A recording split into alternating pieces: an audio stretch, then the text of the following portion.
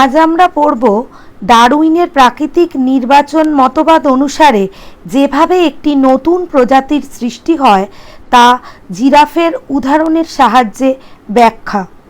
এখানে দেখো, ছবিতে তোমরা দেখতে পাচ্ছ এটা চার্লস ডারউইনের ছবি।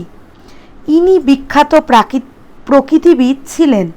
ইনি জন্মগ্রহণ করেন 1809 খ্রিস্টাব্দে, এনার মৃত্যু হয় 1882 খ্রিস্টাব্দে।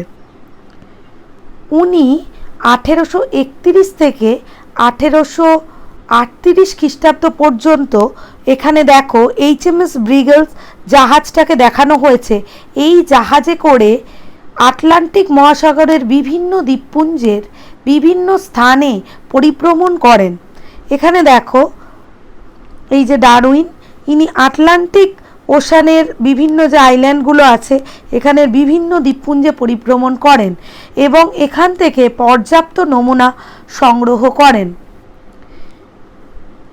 আইল্যান্ডগুলোর মধ্য থেকে পর্যাপ্ত নমুনা সংগ্রহ করে পরবর্তীকালে এই যে তার ভ্রমণের অভিজ্ঞতা, উনি তার এক লেখা বইয়ের মাধ্যমে আমাদের কাছে সে সম্বন্ধে তথ্যগুলো প্রকাশ করেন। ডারউইনের এই মতবাদকে বলা হয় ডারউইনবাদ। ডারউইনের এই মতবাদকে বলে ডারউইনবাদ। এটাই আমাদের কাছে ন্যাচারাল সিলেকশন নামে পরিচিত বা প্রাকৃতিক নির্বাচন, ন্যাচারাল সিলেকশন থিওরি। ডারউইনের এই তত্ত্বগুলোকে ন্যাচারাল সিলেকশন থিওরি নামে অভিহিত করা হয় বা ডারউইনবাদ নামে অভিহিত করা হয়। এর অর্থই হলো প্রাকৃতিক নির্বাচনবাদ। এর আরেকটা নাম হলো প্রাকৃতিক নির্বাচনবাদ।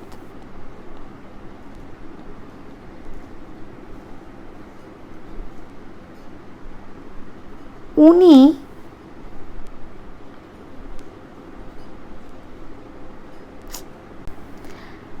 আজ আমরা পড়ব ডারউইনের প্রাকৃতিক নির্বাচন মতবাদ অনুসারে যেভাবে একটি নতুন প্রজাতির সৃষ্টি হয় তা জিরাফের উদাহরণের সাহায্যে ব্যাখ্যা।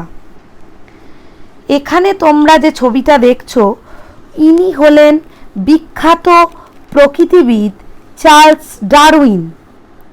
ইনি 1809 খ্রিস্টাব্দে জন্মগ্রহণ করেন এবং 1882 খ্রিস্টাব্দে মৃত্যুর কোলে ঢলে পড়েন। ইনি ইংল্যান্ডের শেষবাড়ি নামক স্থানে জন্মগ্রহণ করেছিলেন। চার্লস ডারউইন 1800, এখানে দেখো লিখছি, 1831 থেকে 1838 খ্রিস্টাব্দ পর্যন্ত HMS ব্রিগেলস নামক জাহাজে করে আটলান্টিক মহাসাগরের বিভিন্ন দ্বীপপুঞ্জে ভ্রমণ করেন। এখানে দেখো আটলান্টিক ওশানের বিভিন্ন আইল্যান্ডগুলোকে দেখিয়েছি, এই বিভিন্ন দ্বীপপুঞ্জে ভ্রমণ করেন এবং এখান থেকে পর্যাপ্ত নমুনা সংগ্রহ করেন। এই নমুনাগুলো তোমরা দেখতে পাচ্ছ, এখানে দেখতে পাচ্ছ, এবং আটলান্টিক মহাসাগরের বিভিন্ন দ্বীপপুঞ্জগুলোও চিত্রে দেখতে পাচ্ছ। পরবর্তীকালে এই নমুনার উপর এবং ওনার ভ্রমণ কাহিনীর অভিজ্ঞতা থেকে তিনি অভিব্যক্তি সম্বন্ধে যুগান্তকারী মতবাদ প্রকাশ করেন, যেগুলো অভিব্যক্তি অর্থাৎ ইভলিউশনের সাক্ষ্য বহন করে। তার এই মতবাদকেই বলা হয় ডারউইনবাদ। ইংলিশে একেই বলা হয় ন্যাচারাল সিলেকশন থিওরি অর্থাৎ প্রাকৃতিক নির্বাচনবাদ বা প্রাকৃতিক নির্বাচন তত্ত্ব। উনি 59 খ্রিস্টাব্দে on the origin of species by means of natural selection নামক গ্রন্থে, এখানে দেখো ওনার লেখা গ্রন্থটার ছবি দিয়েছি, on the origin of species by means of natural selection, এটার লেখক দেখো বাই চার্লস ডারউইন এম.এ। দেখতে পাচ্ছ তোমরা, বইটার ছবি এখানে দিয়ে দিয়েছি। এই গ্রন্থে তার এই অভিজ্ঞতার কথা সম্পূর্ণভাবে বর্ণনা করেন, অর্থাৎ তার যে ন্যাচারাল সিলেকশন থিওরি, আমরা তার লেখা on the origin of species by means of natural selection এই বইটা থেকেই কিন্তু পেয়ে থাকি। এই বইটা উনি লেখেন 1859 খ্রিস্টাব্দে। জিরাফের বিবর্তনের ক্ষেত্রে ডারউইনবাদের যে তত্ত্ব পাওয়া যায় সেটা কিন্তু ল্যামার্কবাদের থেকে সম্পূর্ণ আলাদা। প্রকৃতিবিদ ল্যামার্ক মানে যে ব্যাপটিস্ট দ্য মনেট ল্যামার্ক, তোমরা জানো যে উনি বলেছেন ক্রমশ খর্ব দৈর্ঘ্যের জিরাফের থেকেই নাকি দীর্ঘ গ্রীবা বিশিষ্ট জিরাফের উদ্ভব হয়েছিল। কিন্তু ডারউইনবাদ কিন্তু তা বলে না। ডারউইনবাদ অনুযায়ী তৎকালীন জিরাফের গ্রীবার দৈর্ঘ্য নাকি বিভিন্ন মাপের ছিল, অর্থাৎ ডারউইনবাদ অনুসারে উদ্বংশীয় জিরাফের দল বিভিন্ন গ্রীবার বা বিভিন্ন দৈর্ঘ্যের গ্রীবা সমন্বিত ছিল, বিভিন্ন দৈর্ঘ্যের। কিন্তু ল্যামার্ক বলেছে যে জিরাফের গলা বা জিরাফের দৈর্ঘ্য ক্রমশ ছোট থেকে বড় হয়েছে, কিন্তু ডারউইন বলেছে না, ছোট থেকে যে কেবল বড় হয়েছে তা নয়, জিরাফের গলা ছিল নাকি বিভিন্ন মাপের। এখানে তোমরা ছবিতেও দেখতে পাবে যে জিরাফের গলা ছিল বিভিন্ন মাপের। এই রকম গলা বিশিষ্ট জিরাফেরা উঁচু ডালের পাতার নাগাল পাওয়ার জন্য চেষ্টা করে এবং দীর্ঘতম গ্রীবার উদ্বংশীয় জিরাফেরাই প্রাকৃতিক নির্বাচনের আনুকূল্য পায়, অর্থাৎ যাদের গ্রীবা বড় ছিল তারাই কিন্তু প্রকৃতি থেকে গ্রিন সিগন্যাল পায়। দীর্ঘকাল প্রাকৃতিক নির্বাচনের আনুকূল্যে অভিযোজনমূলক বৈশিষ্ট্যটি এক জনু থেকে অন্য জনুতে, অর্থাৎ জেনারেশন আফটার জেনারেশন বর্তায়, অর্থাৎ কয়েক জনু পর আমরা সুদীর্ঘ বা সমন্বিত জিরাফেরই কিন্তু অস্তিত্ব পেয়ে থাকি। প্রথমে ছিল বিভিন্ন দৈর্ঘ্যের গ্রীবা সমন্বিত জিরাফ, তারপর থেকে এরা যেহেতু পছন্দ করে গাছের উঁচু ডালের পাতাগুলোকে, সেই জন্য পরবর্তীকাল থেকে যে জিরাফগুলো জন্মালো সবই কিন্তু উঁচু গলা বিশিষ্ট এবং এক জনু থেকে পরবর্তী জনুতে এই বৈশিষ্ট্য বর্তায়। ফলে বর্তমানে যে জিরাফের দলের আবির্ভাব ঘটেছে বা যে সকল জিরাফকে আমরা দেখে থাকি সবই কিন্তু সুদীর্ঘ গ্রীবা সমন্বিত। বর্তমানকালের জিরাফের মধ্যেও গ্রীবার দৈর্ঘ্যের তারতম্য দেখা যায়, তবুও বর্তমানকালের সমস্ত জিরাফের গ্রীবাই কিন্তু সুদীর্ঘ। তাহলে বুঝতে পারলে যে ডারউইনের মতে বিভিন্ন দৈর্ঘ্যের গ্রীবা সমন্বিত জিরাফ থেকেই কিন্তু দীর্ঘ গ্রীবা সমন্বিত জিরাফকে প্রকৃতি নির্বাচন করায় বা প্রকৃতির অনুকূল্য লাভ করায়, তাদেরই কিন্তু অস্তিত্ব আমরা বর্তমানকালে দেখতে পারি সুদীর্ঘ গ্রীবাযুক্ত জিরাফ রূপে। তোমরা এখানে দেখতে পাচ্ছ এরই একটি সচিত্র। নেক্সট দেখো, আমরা চলে আসি আমাদের যে মেন বিষয়টা ছিল। দেখো আজকে আমাদের আলোচনার মেন বিষয় ছিল ডারউইনের প্রাকৃতিক যে নির্বাচনবাদ আমরা এতক্ষণ বুঝলাম, তা সেইটা অনুসারে যেভাবে একটি নতুন প্রজাতির সৃষ্টি হয় তা জিরাফের উদাহরণের সাহায্যে ব্যাখ্যা।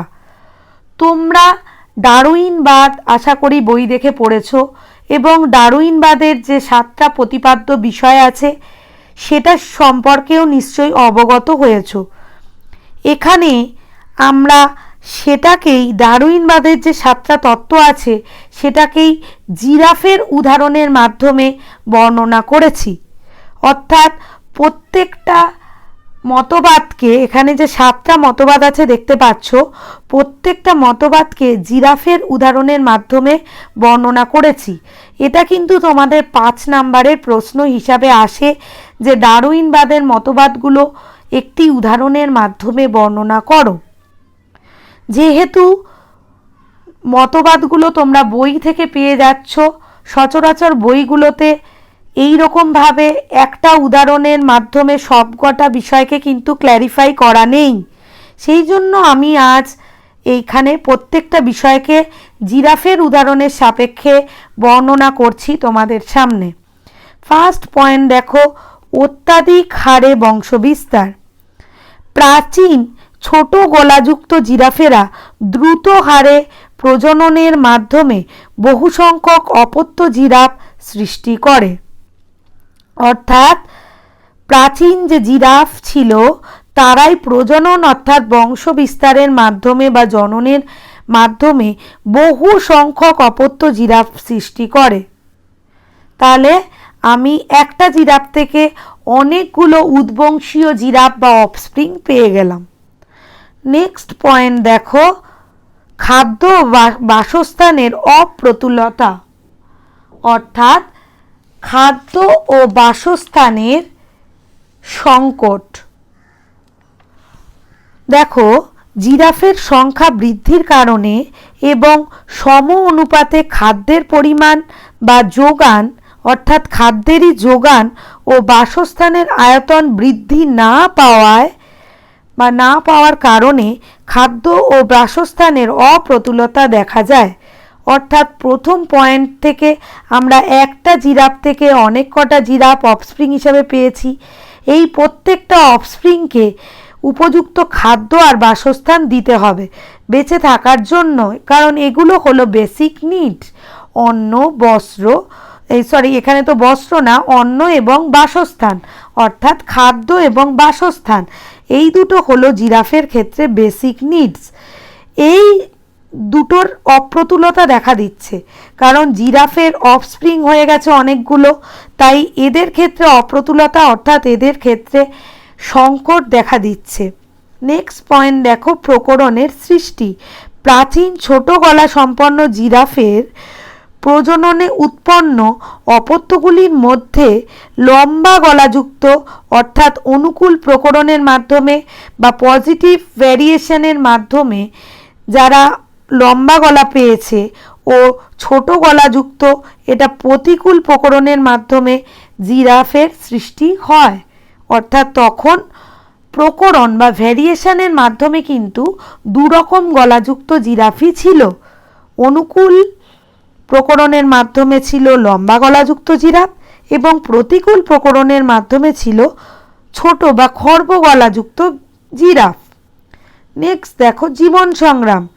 একদিকে অপ্রতুল বা সীমিত খাদ্য ও বাসস্থান এবং অন্যদিকে বা অপর দিকে অত্যাধিক হারে প্রজননের সুযোগের কারণে বিভিন্ন দৈর্ঘ্যের গলাযুক্ত জিরাফের মধ্যে প্রতিযোগিতা চলে।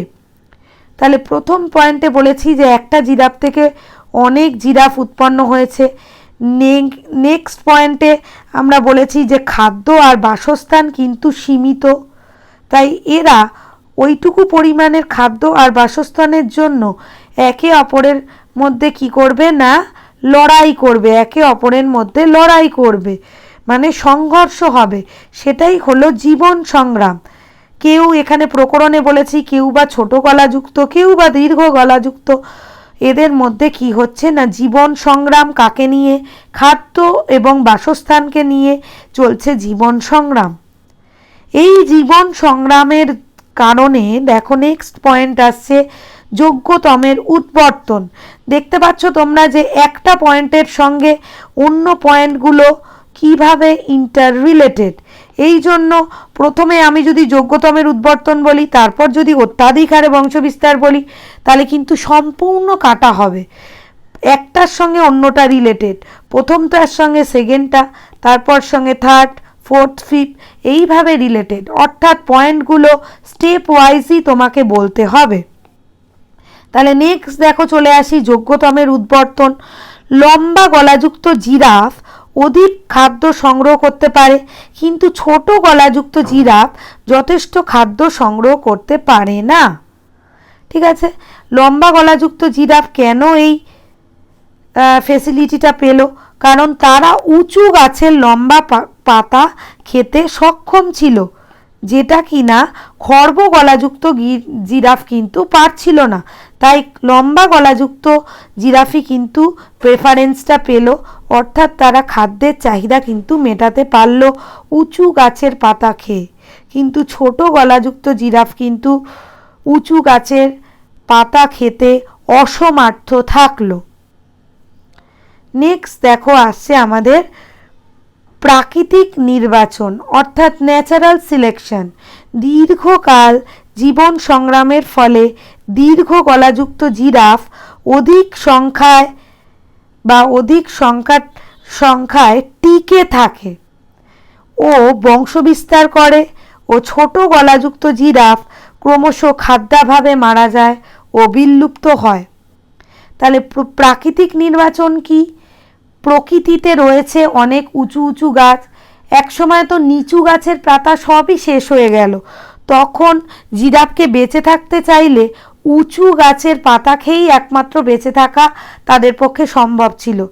যেটা প্রায়োরিটি পাচ্ছিল বা যেটা খেতে পাচ্ছিল দীর্ঘ গলাযুক্ত জিরাফ। তাই সেটাই প্রকৃতির সঙ্গে সংগ্রামে, অর্থাৎ খাদ্যের জন্য যে সংগ্রাম, সেই সংগ্রামে দীর্ঘ গলাযুক্ত জিরাফই কিন্তু টিকে থাকলো। কিন্তু ছোট বা খর্ব গলাযুক্ত জিরাফ খাদ্যাভাবে, অর্থাৎ তাদের গলা যেহেতু ছোট, খাদ্যের অভাবে তারা কিন্তু মারা যায় এবং বিলুপ্ত হয়ে যায়। নেক্সট পয়েন্ট দেখো, নাম্বার 7, নতুন প্রজাতির সৃষ্টি। দীর্ঘ সময় অনুকূল প্রকরণ পুঞ্জীভবনের ফলে, মানে এই যে ভেরিয়েশনগুলো আসলো, ভেরিয়েশনটা কি? অনুকূল ভেরিয়েশন, অর্থাৎ দীর্ঘ গলাযুক্ত যে জিরাফ উৎপন্ন হলো অনুকূল ভেরিয়েশনের মাধ্যমে বা ভেদের মাধ্যমে বা প্রকরণের মাধ্যমে, তার ফলে প্রাচীন ছোট গলাযুক্ত জিরাফের প্রজাতিকে ধীরে ধীরে প্রতিস্থাপিত করে আধুনিক লম্বা গলাযুক্ত জিরাফ প্রজাতি স্থায়ীভাবে আবির্ভূত হয়। অর্থাৎ আধুনিক কালে যে জিরাফগুলো আমরা দেখি সবই কিন্তু লম্বা গলাযুক্ত, অর্থাৎ ভ্যারিয়েশনটা, অর্থাৎ দীর্ঘ গলাযুক্ত জিরাফের ক্ষেত্রে যে ভ্যারিয়েশন বা ভেদ, সেটা জেনারেশন আফটার জেনারেশন এসে, মানে এই দীর্ঘ গলার জন্য যে যে জিনটি, সেটা এক জেনারেশন থেকে অন্য জেনারেশনে এসে গেছে এবং সেটাই কালক্রমে সেটাই কন্টিনিউ হচ্ছে। ফলে আধুনিককালে যে জিরাফগুলোকে আমরা দেখতে পাই সবই দীর্ঘ গলাযুক্ত এবং এইভাবেই পৃথিবীতে দীর্ঘ গলাযুক্ত জিরাফের আবির্ভাব ঘটে বা আবির্ভূত হয়।